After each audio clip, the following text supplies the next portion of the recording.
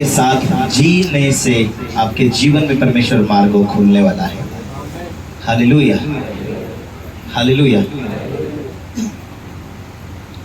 आइए आज मेरे साथ में परमेश्वर के वचन को खोलेंगे। हम मत्ती का किताब उसका 21 अध्याय उसके 4 वचन से हम पढ़ेंगे।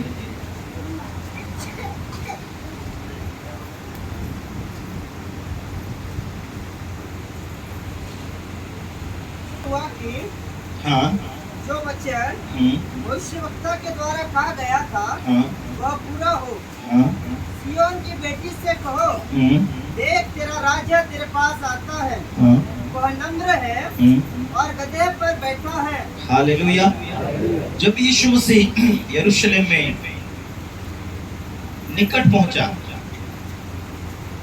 हालेलुया, और चेले और जो प्रभु के लोग जो प्रार्थना विश्वास के साथ चमत्कार को देखने के लिए प्रभु के निकट और साथ चलते थे, यीशु मसीह को देखा लोगों ने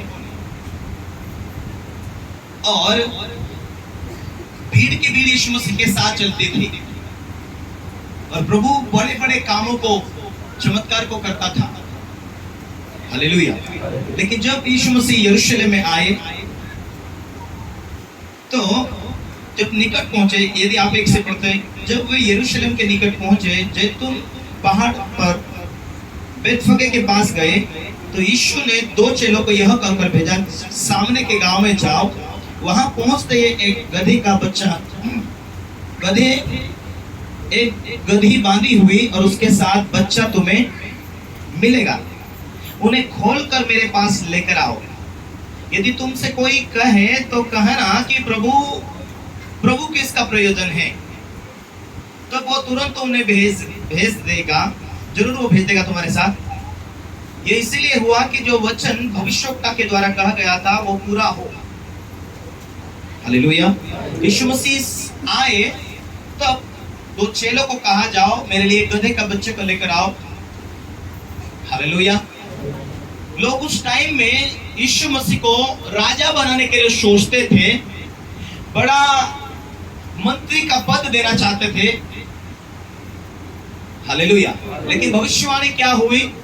वो राजाओं का राजा, प्रभु का प्रभु होने पर भी वो दीनता और नम्रता को दर्शाता हुआ आया। हालेलुया। प्रभु ने पूछ, जाओ चेलों को भेजा, एक गधी का बच्चा लेकर आओ, और उसके ऊपर वो बैठ कर गया। लोगों ने उसका स्वागत किया, चादर बिछाया।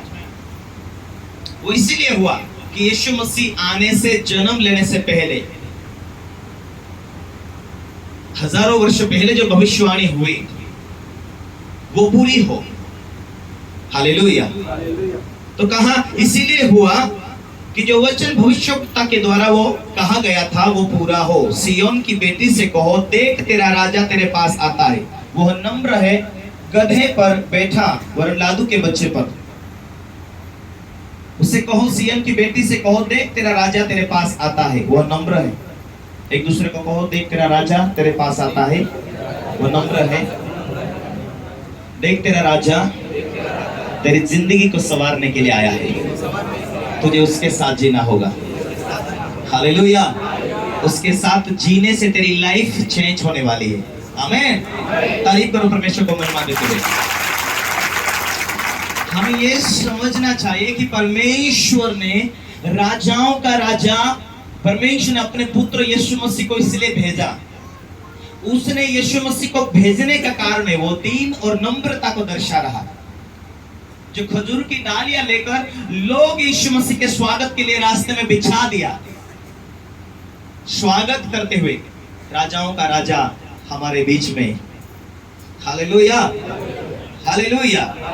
लोग देखकर, चेलों ने जाकर यीशु से कहा था, वैसा ही किया, और गधी के बच्चे के लाकर उन पर अपने कपड़े डाले, वो उन पर बैठ गया। तब बहुत से लोगों ने अपने कपड़े मार्गों में बिछाए। अन्य लोगों ने भी पेड़ों की डालियां काटकर मार्गों में बिछाई। जो भीड़ आगे आगे जाती और पीछे पीछे चली आती थी, पुकार पुकार कर कहती थी, दाऊद की संतान को होशाना, धन्य है वो जो प्रभु के नाम से आते हैं, आकाश में होशाना।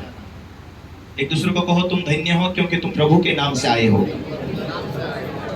हालेलुया। उसने कहा आकाश में होशाना। जब यरूशलेम में प्रवेश किया तो सारे नगर में हलचल मच गई। लोग कहने लगे यह कौन है? लोगों ने कहा यह गलील के नासरत का भविष्यवक्ता यीशु है। हालेलुया।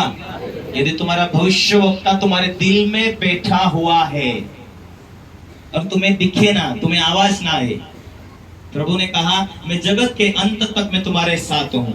वो अपनी आत्मा के द्वारा तुम्हारे अंदर बैठा हुआ है, तुम्हारी लाइफ को चेंज करने, तुम्हारी बीमारी को मिटाने के लिए, तुम्हारे जीवन में तुम्हारे लोग तुम्हें आज हंसी उड़ाते ना, प्रार्थना में जाते क्या मिला, चर्च में जाते क्या मिला, अभी तक तो आशीष नहीं आई, अभी तक तो चंगाई नहीं आई।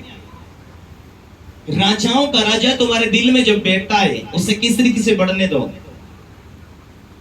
किस तरीके से उसका पालन कर रहे हैं अपने आप अंदर, किस रीति से उसे अंदर बढ़ाने जा रहे हैं आप लोग, किस रीति से उसको तुम पालन कर रहे तुम्हारे अंदर। वो मायने नहीं रखता कि तुम अनपढ़ हो, कितने शिक्षित हो, कितने डिग्री हासिल किया है। सृष्टि का रचनहार तुम्हारे दिल में बैठता है तुम्हारी लाइफ को चेंज करने के लिए, उसको तुम कितना महत्व देते हो। उसके वचन के अंदर आकर्षित हो जाएंगे कि आज मेरी लाइफ को चेंज करने के लिए आया और उसी वचन को मैं महत्व दूंगी, उसी वचन के द्वारा जीऊंगी और जीऊंगा। ऐसा भाई ऐसे बहन कभी अपने जीवित परमेश्वर के वचन को लेकर जिंदगी शुरू करेंगे। तेरे जीवन में क्या जरूरत है? राजाओं का राजा तेरे दिल में बैठा है, यदि तू उसको महत्व दे, तेरे रोग तेरी बीमारी चुटकी भर में खुदावन दूर करने वाला है। तुझे उसके साथ जीना, तुझे चलता आना चाहिए। राजाओं का राजा होने पर भी उसने अपनी दीनता, अपनी नम्रता को दर्शाया। Hallelujah, hallelujah.